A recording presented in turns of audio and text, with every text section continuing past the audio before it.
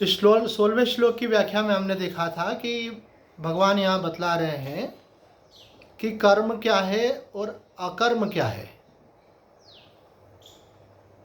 तो कल इस बात को हमने स्पष्ट किया था कि क्रिया और कर्म में क्या फ़र्क है। शरीर के द्वारा जब कोई घटना घटती है, कोई व्यवहार होता है, उसको हम क्रिया बोलते हैं। लेकिन उस क्रिया को करने वाले के पीछे कौन है? तो कहते हैं क्रिया को करने वाले के पीछे में क्रिया का कर्ता होता है।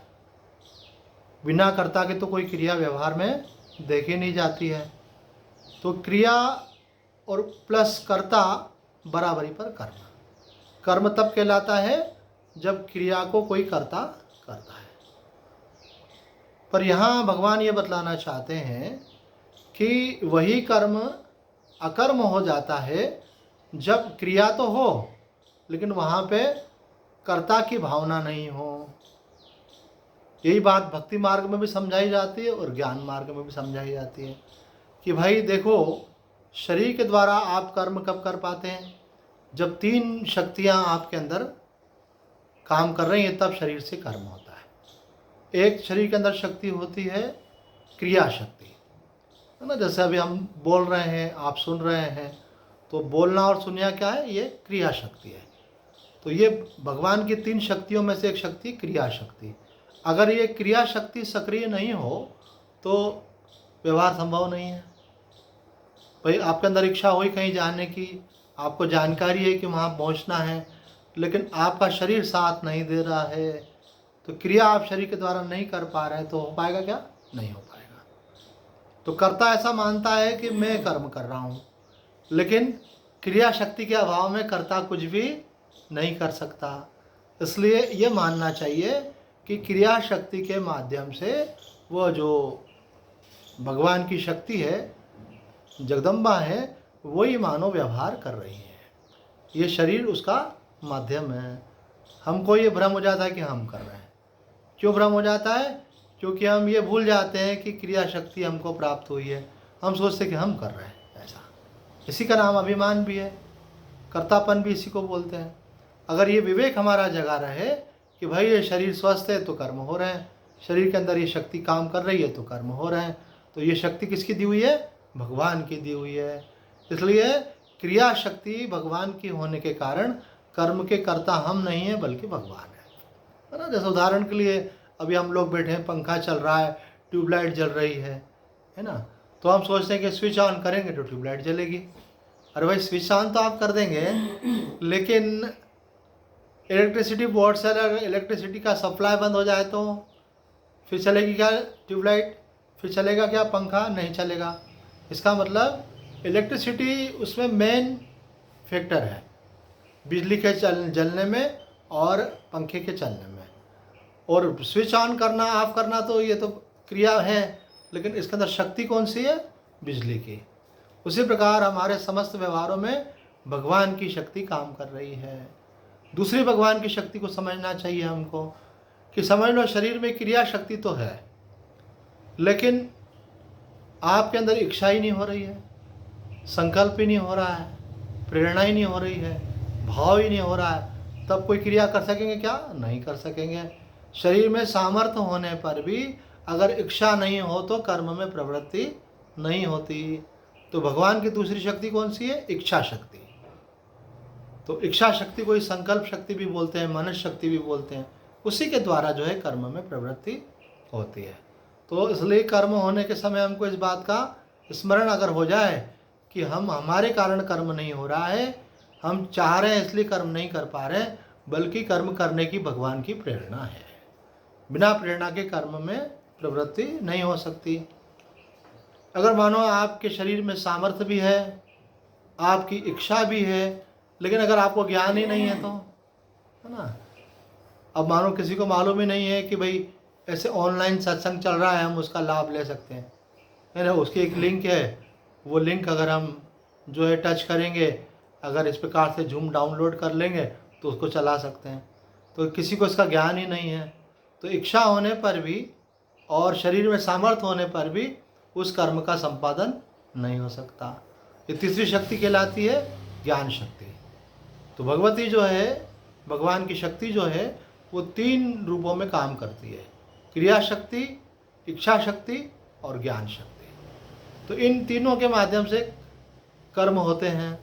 लेकिन जब हम इनको अपने ऊपर आरोपित कर लेते हैं, अर्थात हम सोचते हैं कि मेरी इच्छा से कर्म हो रहा है, मेरे शरीर के द्वारा कर्म हो रहा है, मेरी समझ से कर्म हो रहा है, तो यही हमारा अज्ञान है। तो यहाँ भगवान ये कहना चाहते हैं कि कर्म क्या है, अकर्म क्या है, इसको जानने में बड़े बड़े विद्वान लोग भी मोहित हो जाते हैं। क्यों? क्योंकि वो ये जान ही नहीं पाते कि भाई कर्म जो है ये भगवान की शक्ति के द्वारा हो रहा है। वो क्या सोचते हैं, कर्म तो हम कर रहे हैं। ऐसे मुझे तो ऐसा याद आता है, जब दर्शन शास्त्र में मैं एमए कर रहा था, तो एक प्रोफेसर थे, वो पढ़ाते थे। तो यही बात भगवान ने कही कि बड़े बड़े विद्वान भी मोहित हो जाते हैं।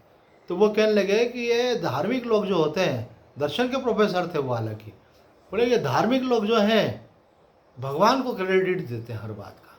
कोई काम हो जाए तो बोलते हैं कि भगवान ने करवा दिया ऐसे। पर आज तक तो मैंने कभी देखा नहीं कि समाज और राष्ट्र में कोई समस्या हुई हो और भगवान ने आकर के उसका समाधान किया। बोले हम ही लोग जो समाज के लोग हैं, राष्ट्र के लोग हैं, वही लोग मिलकर के समस्याओं का समाधान करते हैं। तो जब हम अपने कोई महत्व नहीं देंगे तो फिर हम अपना काम करने में प्रेरणा कहाँ से मिलेगी। बोले आप साधु संत, मैं तब साधु बन चुका था जब एमए कर रहा था फिलॉसफी में। बोला आप साधु संत बताओ कोई क्या बात है? ऐसा कैसे मान लेते हैं कि भगवान कर रहे हैं? अभी पढ़ा रहा हूँ तो मैं पढ़ा रहा हूँ ना, भगवान पढ़ा रहे हैं क्या? और पढ़ने तुम आए हो, भगवान थोड़ी पढ़ने के लिए आए हैं। ऐसे तो हम ये झूठा अपने मन में क्यों मान लेते हैं कि भगवान मानते हैं? तो मैंने सर से तो डिस्कशन नहीं किया, लेकिन जो गुरुजनों ने हमको बताया और जो शास्त्र बतलाते हैं और जो कि वास्तविक वस्तु स्थिति है कि भाई कोई व्यक्ति चल कर के आया है, ऐसा क्लास के अंदर आकर बैठा है, तो शरीर में सामर्थ्य तभी तो बैठा है। वो सामर्थ्य किसकी दी हुई है? वो बोले मेरी सामर्थ्य है। तुम्हारी सामर्थ्य तो हमेशा तुम सब काम कर पाओ, लेकिन कई बार जब हम बीमार हो जाते तो नहीं कर पाते। तो इसका मतलब क्या हुआ? ये सामर्थ्य भगवान की दी हुई है। तो ये जीव भूल जाता है। इसलिए भगवान बोलते हैं कवियों पत्र मोहिता, कि बड़े बड़े विद्वान भी इस विषय में मोहित हो जाते हैं। ये सजगता सरल नहीं है। ये सजगता आपकी लाइफ को टोटल ट्रांसफॉर्म कर सकती है।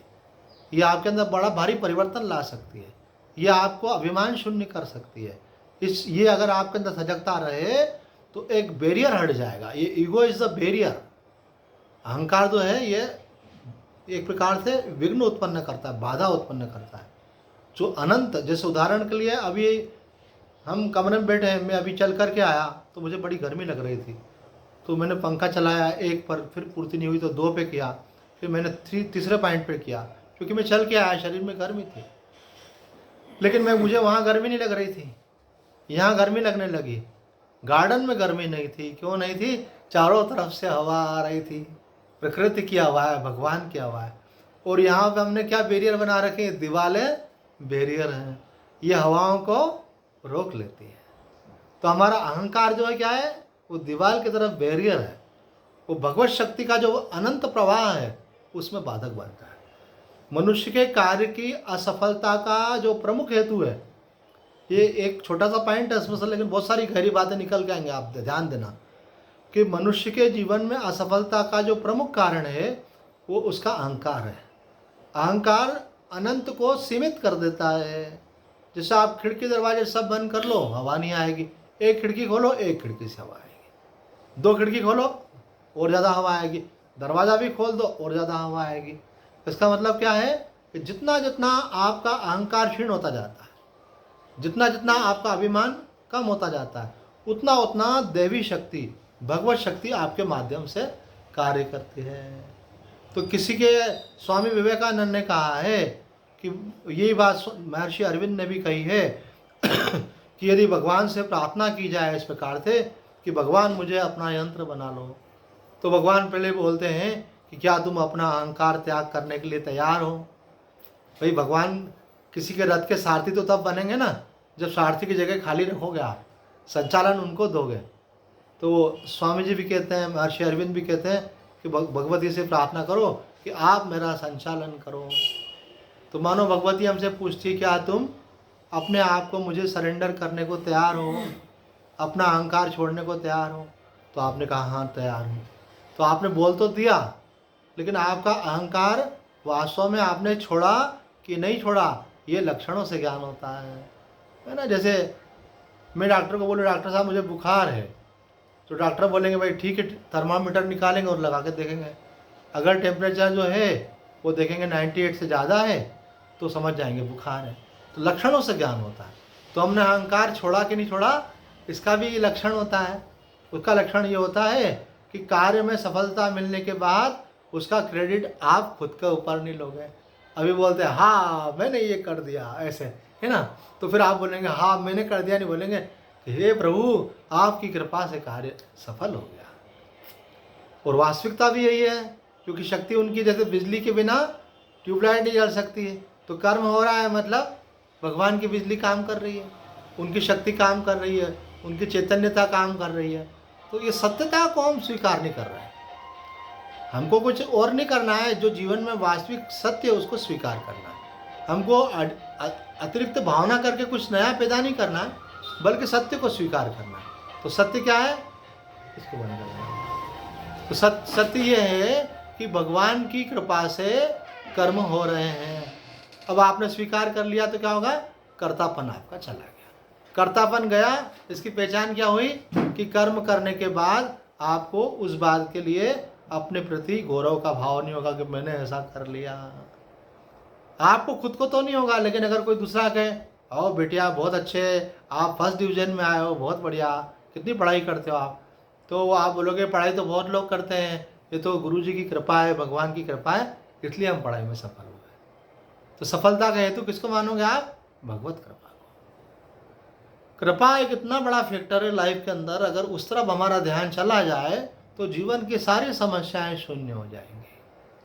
कृपा के अंदर हमारा ईगो बैरियर बना हुआ है, ये बतलाना चाह रहे हैं कि कृपा समीर बह रही है। आपने अक्सर देखा होगा, हमारी मम्मी भी हमको बचपन में बोलते थे भगवान से बोलो कि भगवान हमको सद्बुद्धि दे, हम पे कृपा कर। हमको फिर स्वामी जी ने समझाया कि भगवान जो है वो निरंतर कृपा कर रहे हैं। हमको भगवान से ऐसा नहीं बोलना है भगवान कृपा करो। अक्सर आपने देखा होगा भक्त लोग क्या प्रार्थना करते हैं, हे भगवान मुझ पर कृपा करो। तो हमारे स्वामी जी कहते थे कि ऐसा नहीं कहना है भगवान कृपा करो, ऐसा कहना है कि भगवान आप ऐसा कुछ करो कि मैं आपकी कृपा को महसूस कर सकूं। उसके लिए बहुत सुंदर स्वामी जी दृष्टांत देते थे। एक व्यक्ति जा रहा था रोड चल करके, तो अचानक उसके पास में से बहुत स्पीड से एक कार निकल करके गई। तो बिल्कुल जैसे मानो बाल बाल बच गया। वो थोड़ा सा अगर आगे पीछे होता तो कार उसको कुचल देती। तो उसके पूरे शरीर में सिहरन दौड़ गई, अरे बच गया मैं, ये कार तो आज कुचल देती, थोड़ा सा मैं पीछे था बच गया मैं। तो उसने सोचा कि भाई भगवान की कृपा से बच गया। तो हनुमान जी के मंदिर गया, मिठाई की दुकान से मिठाई लेकर के वहाँ पे भगवान को भोग चढ़ाया, प्रसाद लेकर के फिर घर गया। और घर जाकर के पत्नी को प्रसाद दिया। तो बोले किस बात का प्रसाद है, तो बोले इस बात का प्रसाद है कि तुम मुझे देख रही हो, ये हनुमान जी की कृपा से आज मैं जिंदा हूँ, ये इस बात का प्रसाद है। तो बोले कैसे, मैं समझी नहीं। बोले आज मैं बाल बाल बच गया, नहीं तो आज मुझे कार हवा में उड़ा देती, उछाल देती, इतनी स्पीड से जा रही थी कार ऐसे। तो बाल बाल बच गए तो आपने को लगा कि बच गए, और रोज़ बच जाते हैं तो ध्यान ही नहीं जाता। तो इसका मतलब इसका मतलब क्या भगवान आपको बाल बाल बचाएं? तो भगवान रोज़ कृपा कर रहे हैं, लेकिन हम उसको रियलाइज़ नहीं करते। रोज़ रात को हम सो रहे हैं, सुबह उठेंगे कि नहीं उठेंगे मालूम नहीं है, लेकिन उठ रहे हैं। तो सबसे पहले तो भगवान को इस बात का धन्यवाद देना चाहिए कि आपने मुझे एक नया दिन जीने का अवसर प्रदान किया, फिर मुझे आपने एक मौका दिया। मनुष्य जन्म अपने आप में एक मौका है, उसके बाद हर दिन एक मौका है, फिर हर पल एक मौका है। क्योंकि अभी का पल है और अगला है कि नहीं है कोई नहीं जानता। कोई क्लेम नहीं कर सकता कि अगले पल में ये करूँगा, शरीर रहेगा तो कर पाएंगे। तो ये बात जो कही गई है यहाँ पे कि कर्म के तत्व को समझना कठिन है, तो उसके पीछे जो मूल बात छुपी हुई है कि कर्म के अंदर जो शक्तियाँ काम कर रही हैं, हमारा ध्यान उस तरफ नहीं जा रहा है। उस तरफ ध्यान जाएगा तो मालूम पड़ेगा कि भगवत शक्ति के द्वारा सब संचालित हो रहा है। और जैसे जैसे ये भाव गहरा होता जाएगा वैसे अपने आप शरणागति का भाव आएगा, समर्पण का भाव आएगा। समर्पण का भाव तब तक नहीं आ सकता जब तक आपको ये रियलाइज़ नहीं हो कि हम नहीं कर रहे हैं, भगवान की इच्छा से हो रहा है। ये शरीर तो निमित्त मात्र है। अर्जुन ने बोला कि मैं युद्ध नहीं करूँगा। भगवान ने कहा कि युद्ध तुझे करना भी नहीं है, ये जिनको तू देख रहा है इनको तो मैंने ही मार रखा है। भगवान ने विश्व रूप दर्शन में ये बात समझाई कि देखो ये सारे योद्धा जो बड़े बड़े हैं सब मेरे द्वारा मारे जा रहे हैं, तू तो उसमें निमित्त मात्र है। निमित्त का मतलब होता है कि हम बोले भाई पंखा हवा दे रहा है, तो पंखा हवा नहीं दे रहा है, पंखा तो निमित्त है। अगर बिजली नहीं हो तो पंखा हवा कैसे दे सकता है। तो शरीर तो एक निमित्त है, उसके अंदर जो शक्ति काम कर रही है उसके द्वारा कर्म का संपादन हो रहा है। तो भगवान कह रहे हैं किम कर्म किम कर्मेति कव्यो पत्र मोहिता। बड़े बड़े विद्वान भी मोहित हो जाते हैं और मोहित होने के कारण ही अहंकार होता है। ये जो मोह का मतलब है कि ऐसा मान लेना कि कर्म मैं कर रहा हूँ, इसका अभिमान। जितना आपका अभिमान क्षीण होगा आप देखेंगे आपकी कर्म की क्वालिटी में उतनी डिवाइनिटी आएगी, उतना दिव्यत्व आएगा आपके अंदर, देखोगे उतना वैशिष्ट आएगा। एक महात्मा प्रवचन कर रहे थे तो लोगों ने बोला आज तो ऐसा लगा कि कोई ऐसे आकाशवाणी हो रही है, दिव्य प्रवचन हो रहा है। तो उन्होंने कहा अगर आपको ऐसा लगा तो समझ लेना कि आज मेरा अभिमान शून्य था, और जिन्हें ऐसा लगे कि भाई वैसी कोई बात नहीं तो समझना कि अभिमान आ गया। अगर किसी कार में अगर कहीं पे भी कुछ आपको श्रेष्ठत्व दिखता है, दिव्यत्व दिखता है, तो विभूति योग में ये बात कही गई है, तो समझना चाहिए उतना उतना वहाँ पे भगवत प्रकाश अधिक हो रहा है। तो हम केवल बाधा पैदा करते हैं, हम कुछ अच्छा नहीं करते हैं। इसलिए अगर हम अपने अहंकार को विड्रॉ कर लें तो सब अच्छा अच्छा होने लग जाएगा, क्योंकि भगवान के द्वारा जो होगा शुभ के द्वारा सब शुभ हो जाएगा। तो भगवान यहाँ पे जो श्लोक में कह रहे हैं तत्ते कर्म प्रवक्ष्यामि यद ज्ञात्वा मोक्ष से अशुभात। बोले ये संसार जो है ये संसार अशुभ है, ये बंधन कारक है, दुख कारक है। क्यों? क्योंकि जीव की सृष्टि है। भगवान की सृष्टि में दुख नहीं है, बंधन नहीं है। हमने पिछले सत्संग में बतलाया था दो सृष्टियाँ हैं, एक ईश्वर सृष्टि और एक जीव सृष्टि। ईश्वर ने क्या बनाया है? ईश्वर ने ये जगत बनाया, पेड़ बनाए, पहाड़ बनाए, मनुष्य बनाए, पशु पक्षी बनाए, सब संसाधन बनाए जो भी कुछ है। लेकिन उसके अंदर जब जीव अहमता और ममता कर लेता है कि ये मैं हूँ और ये मेरा है, ये जीव की सृष्टि हो जाती है। शरीर को मान लेता है मैं, जबकि बनाया हुआ है भगवान का। और शरीर से संबंधित जो जुड़ी हुई चीज़ें हैं जैसे मकान है, पैसा है, परिवार है, उनको क्या बोलता है? ये मेरा है, ये हमारा है नहीं और हो सकता नहीं, ये सब यहाँ मिला और यहीं छोड़ करके जाना है। तो ये हमको समझने वाली बात है श्लोक के माध्यम से कि कर्म का रहस्य क्या है। कर्म का रहस्य है भगवान की शक्ति, क्योंकि उनकी शक्ति के बिना कुछ नहीं होता, और उस शक्ति की स्वीकृति का नाम है समर्पण। आपने स्वीकार कर लिया कि हाँ सब आपके किए से हो रहा है, तो इसका नाम है समर्पण। तो ये क्या होता है? जीव भूल जाता है। बुद्धि से समझना, थोड़ी देर के लिए बात कन्विंस हो जाना अलग बात होती है, लेकिन अपने व्यवहार में याद रखना कठिन होती है। लेकिन हमारे एक साधक थे यहाँ इंदौर के ही, तो हमने उनको हमेशा देखा वो कभी भी भूलते नहीं थे। कभी भी कोई व्यक्ति उनको किसी भी बात को लेकर के बोले, उनको दादा बोलते थे। बोले दादा जयपाल जी ये आपने बड़ा अच्छा काम किया। बोले तोबा तोबा, मैंने नहीं किया, सब प्रभु ने करवाया, मेरी क्या योग्यता है, मेरी क्या औकात है, एकदम से बोलते थे। कभी कभी क्या होता है व्यक्ति शब्द भी रट लेता है, बोलता भी है लेकिन भाव नहीं रहता है ना। कभी कभी लोग ऐसे बोलते हैं ऐसे आपका बच्चा, आपका मकान, ऐसे, लेकिन मोह खुद का ही रखते हैं। बोला हमारा क्या, बोला सब आपका ही मकान है, बोला हमारी क्या गाड़ी है, आपकी गाड़ी है, और हमारा क्या रुपया, आपका ही रुपया। लेकिन अगर कहीं उसको धर्म के कार्य में खर्च करना पड़े तो फिर मन रुकता है। इसका मतलब क्या हुआ कि उसमें ममता है। लक्षणों से ज्ञान होता है, तो ये लक्षण अपने अंदर घट रहे हैं कि नहीं घट रहे हैं, इसको चेक करना पड़ता है। तो यहाँ पे बोल रहे हैं कि कर्म के रहस्य को समझने के लिए आपको इस बात को समझना पड़ेगा कि भगवत शक्ति कर्म कर रही है। और समझने का मतलब भी दो प्रकार से होता है, थोड़ा ध्यान देना। समझना भी दो प्रकार से होता है। एक होता है समझना बुद्धि से, और वो समझ करके दूसरे को समझाया जा सकता है। लेकिन एक समझने का मतलब होता है कि वो आपके जीवन को बदल दे। जैसे अपने को मालूम पड़े कि अमुक चीज़ खाने से मुझे अमुक रोग होता है। उदाहरण की डायबिटिक का पेशेंट है, उसको मालूम पड़ जाए, उसको समझ में आ जाए कि मीठा खाने से मेरा रोग पड़ता है, तो मुझे एडिशनल शुगर नहीं लेना चाहिए बाहर से लेना। और उसके बाद अगर वो शक्कर नहीं खाए तो क्या बोलेंगे, अरे भाई ये समझ गया है कि शक्कर नहीं खाना चाहिए। और कोई व्यक्ति मीठा खा रहा हो खूब बढ़िया, एक के ऊपर एक, और उसके बाद उसको बोलो भैया आपको मालूम नहीं है क्या, आप समझते नहीं क्या ये शक्कर खाएंगे तो आपका स्वास्थ्य खराब होगा। बोले सब समझता हूँ, समझता भी हूँ और लोगों को भी समझाता हूँ, पर अभी मेरी इच्छा है इसलिए खा रहा हूँ। इसका मतलब क्या हुआ कि वो समझते हुए भी ना समझ है। तो ये शास्त्र की बात भी दो तरह से समझता है आदमी। एक होता है केवल बुद्धि से समझना, और एक समझने का मतलब क्या होता है, वो आपके जीवन में आए। तो बताओ बड़ी बात कौन सी है, जो अपने जीवन में आए। कई लोग क्या होता है, अभी कल ही हम भाई जी की वाणी पढ़ रहे थे, आज हमने वो पोस्ट भी की थी, तो उसमें उन्होंने कहा कि ज्ञान का भी कई बार लोगों को अजीर्ण हो जाता है। जैसे ज़्यादा खा लो तो अजीर्ण हो जाता है ना, तो वो बड़ी बकबक करते रहते हैं, बड़ी ऐसे लोगों को बातें सुनाते रहते हैं, है ना। पर भाई हनुमान प्रसाद पोज्जाद जी कह रहे हैं कि जो आपको ज्ञान है उसका एक अंश भी अगर आप अपने जीवन में उतार लो तो उतार हो जाए।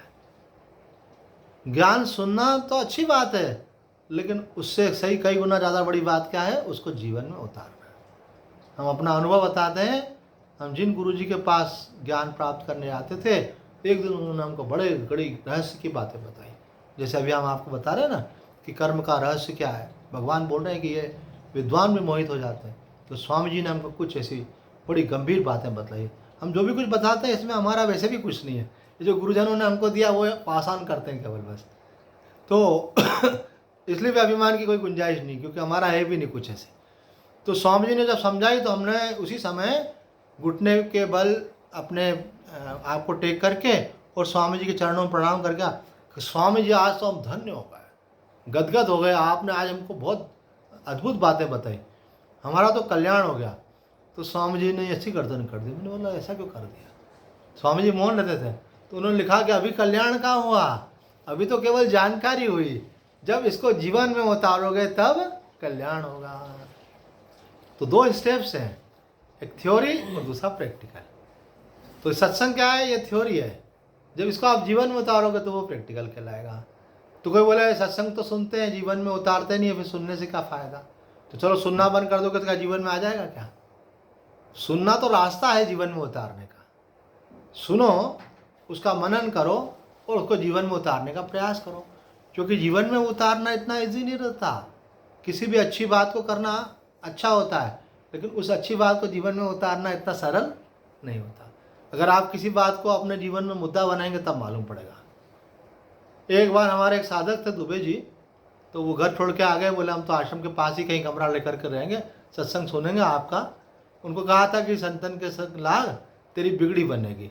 तो जयपाल दादा ने बोला तो वो छोड़ करके आ गए, बोले मैं तो बस संतों के साथ लगा रहूँगा तो मेरा बिगड़ा बन जाएगा। अच्छी बात है। तो एक दिन बोलने लगा स्वामी जी भगवान बोलते हैं कि जिसमें सद्गुण होते हैं उसका कल्याण होता है। मैंने कहा हाँ, ये बात तो कही है भगवान ने, देवी संपदा विमोक्षाय निबंधाय आसुरी मता, कि जो देवी संपदा है, जो सद्गुण है, वो जीव का कल्याण करते हैं। तो स्वामी जी सद्गुण टोटल कितने होते हैं। मैंने बोला ये तो लिस्ट तुमको गीता जी से बनाना पड़ेगी, उसमें एक अध्याय का नाम ही है देवी संपदा और आसुरी संपदा। तो उन्होंने लिस्ट बनाना शुरू करी और भक्त भी इंटरेस्टेड थे। मैंने बोला भाई दुबे जी ने अच्छा क्वेश्चन उठाया है, उसके हिसाब से अपन लोग भी सब देखते हैं कि गीता जी में भगवान ने टोटल कितने सद्गुण बनाए। तो बहुत प्रयास किया हमने, एक एक गुण के भी बाइफर्केशन करके बनाए, तो बड़ी मुश्किल से जाके 108 बन पाए ऐसे। तो और अगर समराइज करने गए तो हमने देखा कि 9 के अंदर ही सारे आ जा रहे थे कि 9 सद्गुण। मैंने बोला कि व्यक्ति जो है एक बात को भी जीवन में उतार ले तो उसमें कितना ट्रांसफॉर्मेशन हो सकता है, लेकिन जीवन भर सुनता है, मानता भी है, लेकिन उसके बाद उसको जीवन में उतार नहीं पाता है। तो मुख्य बात हुआ है। हम अभी आज भी सुबह मॉर्निंग वॉक पे गए तो कुछ साधक थे, तो हमने बोला इधर से पढ़ना उधर से पढ़ना, ये सुनना वो मुख्य बात नहीं है। किसी संत से जुड़ो, किसी महापुरुष से जुड़ो, और उनके सामने अपना जीवन रखो और उनको मालूम हो कि आपका मानस रोग क्या है। उसके बाद वो जो आपको इंस्ट्रक्शन दें उसको आप फॉलो करो। नहीं कर सको तो वो भी बताओ, उसमें भी उनकी कृपा काम करेगी। तो आपका जीवन जब उनके समक्ष होगा तो वो देखेंगे तो बोलेंगे कि बेटा यहाँ गलती हो रही है। हम एक बार ओंकारेश्वर में गए, वहाँ पे साधना का शिविर लगाया। गुरु जी की आज्ञा थी केदार बाबा जी को, तो वहाँ पे एक शिविर लगाया। तो शिविर लगाया तो शिविर में उस क्षेत्र के एक महान संत स्वामी रामानंद जी महाराज, ये पूरे मालवा में उनके जैसे दिव्य महापुरुषों की दुर्लभ महापुरुषों में थे वो। तो बहुत त्याग उनका, बहुत तपस्या, बहुत बड़ी विद्वत्ता, राजराजेश्वरी के बहुत बड़े उपासक थे वो ऐसे। तो उनके हजारों सन्यासी शिष्य थे। तो उन स्वामी जी को, उनका मार्कंडेय संन्यास आश्रम नाम से आश्रम है वहाँ पे ओंकारेश्वर में, तो उन स्वामी जी को इनवाइट किया। तो आखिरी दिन उन्होंने शिविर की समाप्ति में स्वामी जी का आगमन हुआ। तो स्वामी जी ने अपने प्रवचन में एक बहुत महत्व की बात कही, जो प्रसंग चल रहा है उससे जुड़ी हुई बात है। स्वामी जी ने कहा कि मनुष्य के जीवन में इस बात का विचार करना चाहिए कि मेरा वो कौन सा दोष है जिसके कारण से मेरे को संसार बंधन की प्राप्ति हुई, जिसके कारण मेरा जन्म नहीं हुआ और जिसके कारण से मैं भगवान से दूर हो गया, जिसके कारण से मुझे संसार का ये दुख भोगना पड़ रहा है। तो 3 प्रमुख कारण हमारे तंत्र शास्त्र में बताए गए। वो कौन कौन से हैं? कहते लोकेशना, वित्तेशना, पुत्रेशना। काम वासना, धन की वासना और मान सम्मान की वासना। तो ये 3 वासनाएं जो है जीव को संसार में बांधती है। तो आपको देखना पड़ता है कि मेरी कौन सी वासना प्रमुख है। हो सकता है कि किसी को धन की वासना नहीं हो, मान की वासना हो। तो किसी को हो सकता है मान सम्मान की वासना नहीं हो, काम वासना हो। तो उन्होंने कहा कि जो वासना आपकी प्रबल है वही आपके पुनर्जन्म का कारण बनी है, और वही वासना जो है आपको वापस जन्म दिलाने में हेतु बनेगी। तो जो चीज़ इजीली कर सकते हैं उस पर ध्यान नहीं देना है, जो चीज़ हम नहीं कर पा रहे हैं और हमको करना चाहिए, अर्थात वो हमारा खास बंधन है। फिर हमारे गुरुजी ने भी समझाई बात ही है। उन्होंने कहा कि जिस विषय में मनुष्य की कमजोरी होती है ना, वो सुनकर के भी नहीं सुनता, उसकी बुद्धि जो है थोड़ी देर के लिए स्तब्ध हो जाती है, क्योंकि उसकी वासना उस पर इतनी हावी रहती है कि गुरुजी उसको बोलेंगे बेटा ये नहीं करना चाहिए, तो वो सुनेगा जरूर, लेकिन सुनकर के भी वो चीज़ नहीं करेगा। तो इसके लिए एक दूसरा दृष्टांत देते हैं, स्वामी रामसुखदास जी महाराज का दिया हुआ है कि कल्याण कैसे होता है। तो कोई समझता है कि कल्याण साधु बन जाने से होता है, तो कोई सोचता है कि भाई अपना कर्तव्य कर्म करने से कल्याण होता है। तो उसके लिए 2 दृष्टांत दिए हैं स्वामी जी ने। एक दृष्टांत दिया अर्जुन का, दूसरा दृष्टांत दिया उद्धव का। अर्जुन भगवान से कहता है कि भगवान मैं ये सब कर्म में नहीं पढ़ना चाहता, क्योंकि ये कर्म जो है ये सब पाप करवाएगा, अनेक प्रकार से जो है अनेकों के जीवन में समस्याएं उत्पन्न करेगा। मैं तो ये सब कुछ छोड़ करके संन्यास लेकर के भिक्षा का अन्न खाना चाहता हूँ। तो भगवान ने कहा नहीं, तुम्हें अपने कर्तव्य कर्म का पालन करना है। और अर्जुन को भगवान ने अंततः महाभारत के युद्ध में प्रेरित किया, क्योंकि वो उसका कर्म था। वो चाहता था निवृत्ति, लेकिन भगवान ने उसको कर्म में प्रवृत्त किया। उद्धव जी ने भगवान श्री कृष्ण से कहा, गीता भागवत जी में आता है कि भगवान मैं सदा आपके पास रहना चाहता हूँ, मुझे आप बड़े प्रिय लगते हैं, मैं आपको छोड़कर नहीं जाना चाहता। भगवान ने कहा नहीं, मेरे पास रहने से काम नहीं होगा, तुमको तपस्या कर रही है, तुम जाओ उत्तराखंड। तो उनको सब व्यवहारों से विरक्त करके एकांत में रहकर तपस्या करने का उपदेश दिया। तो प्रश्न उत्पन्न होता है कि एकांत में जाकर तप करने से कल्याण होगा कि अपना कर्तव्य कर्म करने से कल्याण होगा।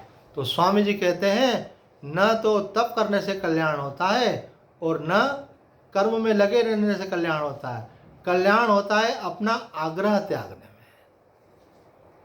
में। दुर्योधन अर्जुन का आग्रह था कर्म छोड़ने का, तो भगवान ने कर्म करवाया। और उद्धव जी का आग्रह था भगवान के साथ रहने का, तो भगवान ने उनको कहा कि जाओ शरीर के मोह में मत आओ, ज्ञान को प्राप्त करो। तो आग्रह के मूल में रहता अज्ञान। अज्ञान जो है अहंकार मूलक। तो वो अहंकार के कारण मनुष्य में आग्रह आता है। जब भी आपका मन जिद पकड़े ना कि मैं तो ये करूं ही और ये नहीं ही करूं, तो समझना कि आपका अहंकार आ गया। क्योंकि करूँ नहीं करूँ ये सब तो उसके हाथ में है ना, क्या करवाना चाहता है क्या नहीं कराना चाहता। लेकिन अहंकार के कारण आदमी क्या सोचता है कि मैं तो ऐसा करूँगा, और कभी कभी जरा से आग्रह के कारण संसार में व्यवहार बिगड़ जाता है, संबंध बिगड़ जाता है। ऐसा कभी कभी जिद पकड़ लेता है आदमी, तो वो अहंकार कभी कभी जिद पकड़ने के कारण जो है अंदर एक नासूर बन जाता है। संबंधों के अंदर ऐसी परिस्थितियां बन जाती है कि आपने जिद पकड़ ली कि मेरी वाइफ को ऐसा ही करना चाहिए, किसी ने बोला मेरे हस्बैंड को ऐसा ही होना चाहिए, उनको ये चीज़ छोड़ देना चाहिए, उन्होंने कहा इनको ये चीज़ पकड़ लेना चाहिए। तो आपने ये आप सोच सकते हो, प्रयत्न कर सकते हो, अच्छी बात है, लेकिन हो ये वही जो राम रचि राखा। इसलिए आग्रह नहीं रखना चाहिए। आग्रह जो है अहंकार के कारण होता है ना। एक संत ने तो कहा कि अच्छी चीज़ का भी आग्रह नहीं करना चाहिए, क्योंकि अच्छी चीज़ भी होगी कि नहीं होगी ये भी भगवान के प्रयत्न जरूर करना चाहिए। भगवान ने विवेक दिया, अच्छा प्रयत्न करना चाहिए। तो यहाँ पे कहते हैं कर्म क्या है, तो बोले कि जब आप ये बात समझ जाओगे कि कर्ता हम नहीं है, भगवान कर्म कर रहे हैं, तो वो कर्म आपका कर्म नहीं रहेगा, वो अकर्म हो जाएगा।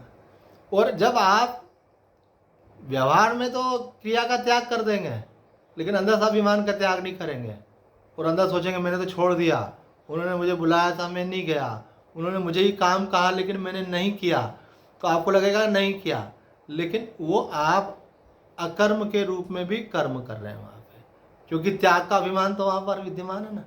कारण रूप से आप सोच रहे हैं ना मैं कर सकता था पर मैंने नहीं किया, तो वो ईगो वहाँ पे विद्यमान है।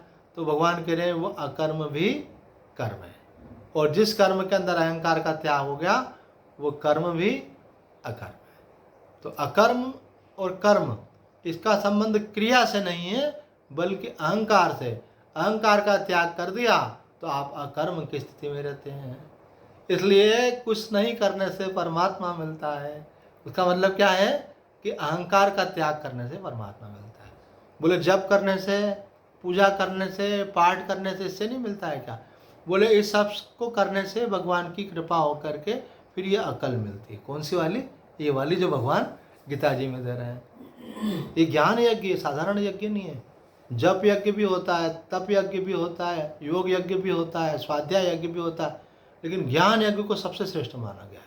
अभी हम देखेंगे इस अध्याय में आगे आएगा। भगवान कहते हैं कि सारे कर्म अंत में जाकर ज्ञान में परिसमाप्त होते हैं। तो ये ज्ञान यज्ञ जो है परम यज्ञ माना जाता है। तो ये इसके अंदर इसके बाद फिर कुछ और करने को शेष नहीं रहता है। जब आदमी का अंदर से ज्ञान अग्नि जागृत हो गई, विवेक जागृत हो गया, उसको सत्य का प्रकाश हो गया, तो कोई बंधन वहाँ पर विद्यमान नहीं रहता है। तो आज इतना ही कहकर अपनी वाणी को विराम देते हैं। कल विस्तार से और अगले श्लोक की भी व्याख्या लेंगे। ओम पूर्णमदः पूर्णमिदं पूर्णात् पूर्णमुदच्यते पूर्णस्य पूर्णमादाय पूर्णमेवावशिष्यते। ओम शांति शांति शांति। हरि ओम तत्सत्। नारायण।